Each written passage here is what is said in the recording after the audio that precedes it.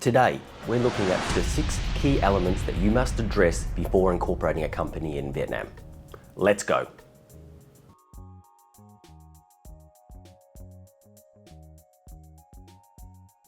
The first element is the legal representative. Without a legal representative, a company in Vietnam does not have any capacity. So you need to appoint a legal representative. You can have multiple legal representatives, but at least one of them must be resident in Vietnam. And this is the most difficult part. The person must already reside in Vietnam in practice. It can be Vietnamese or foreign, but if they don't have a resident card, they won't have a VNeID electronic ID, and they won't be able to deal with all the registration requirements. So the critical part is having someone resident in Vietnam. You can have multiple legal reps that are not resident in Vietnam, and they can still wield full capacity, full power, but you must have at least one resident. A legal representative is like a director in common law countries, but it has a slightly broader and more encompassing role. They are to represent the company, and they give the company capacity and power. They execute the contracts and they bind the company. If a company is sued, for example, they would sue it through the legal representative. And so they're a key role for dealing with the authorities and to give the ability for the company to operate and proceed. There must always be at least one. If you want to send a foreigner to Vietnam to operate your business, you'll need to add them after the company is established to be the resident legal representative. You will still need someone before that. It's not about nationality, it's about residency. If you don't get the right legal representative, or if you don't have the right structure, you can penalise yourself and cause you major trouble in the future.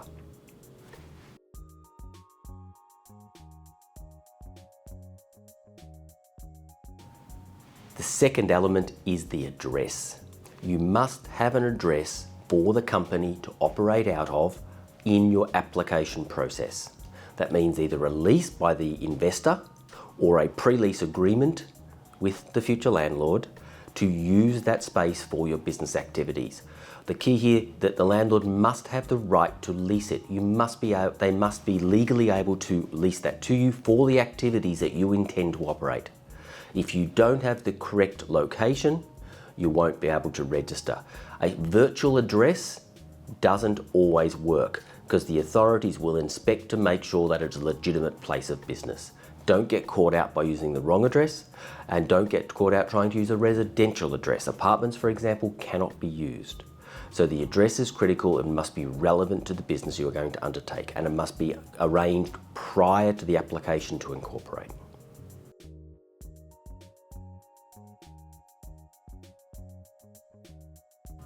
Number 3, business lines.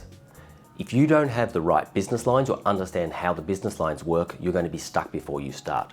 A company in Vietnam can only undertake the business activities for which it is licensed and it is recorded as a business line. If you don't have those business lines, you cannot earn revenue from those activities. And that's important for that. A number of activities are restricted for foreign investors or require additional sub-license requirements regarding skill sets or approvals or registrations. Your business lines dictate your address, that there must be certain requirements in the address, otherwise those business lines will not suffice.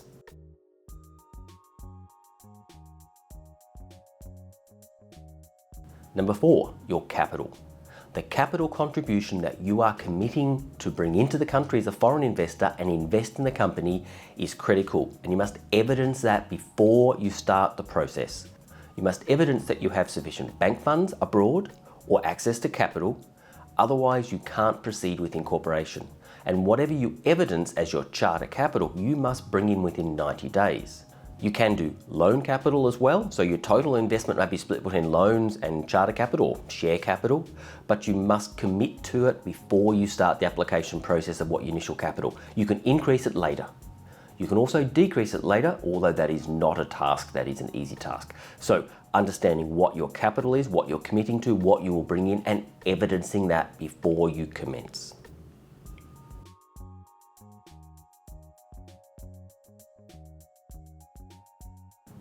Number 5 is the structure.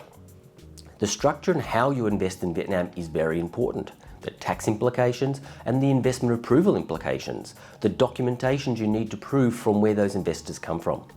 Foreign investors need to make sure that they understand the business lines and they understand the requirements for what they're doing. For example, there are certain conditions within the European Union Free Trade Agreement or the CPTPP agreement that gives favourable treatment to certain countries.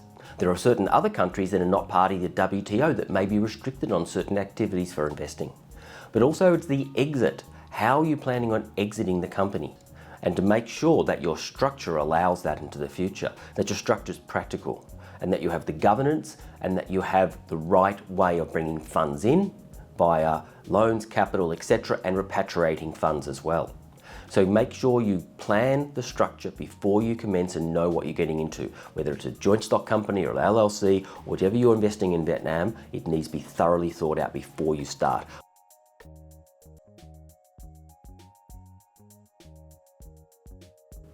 And the sixth element is documentation. The documentation is the bane of many investors.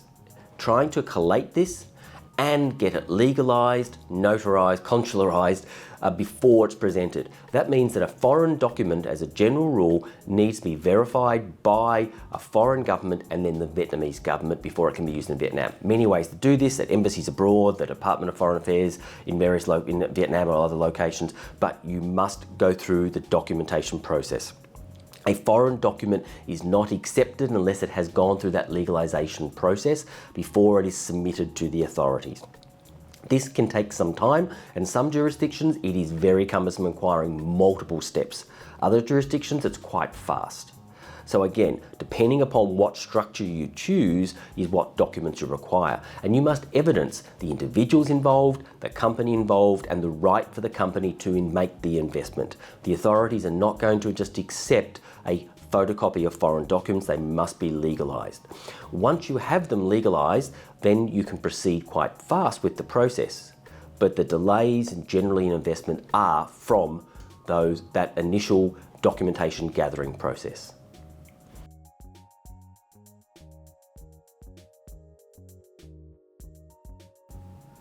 So to summarize, the 6 key or essential elements that you need to address before incorporating a company in Vietnam.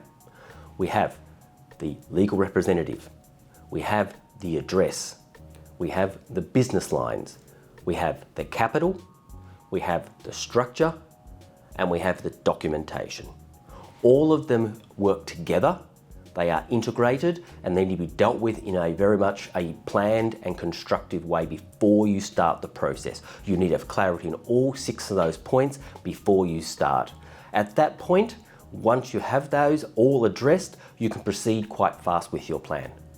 But if you don't understand, or if you get one of them wrong, it could really damage your entire business and entire plan. So don't start your incorporation, your company establishment in Vietnam unless you can address those 6 elements. By all means, pop some comments below. Happy to answer any comments that you might have, any questions. Like and subscribe, and I look forward to talking to you again. Thank you.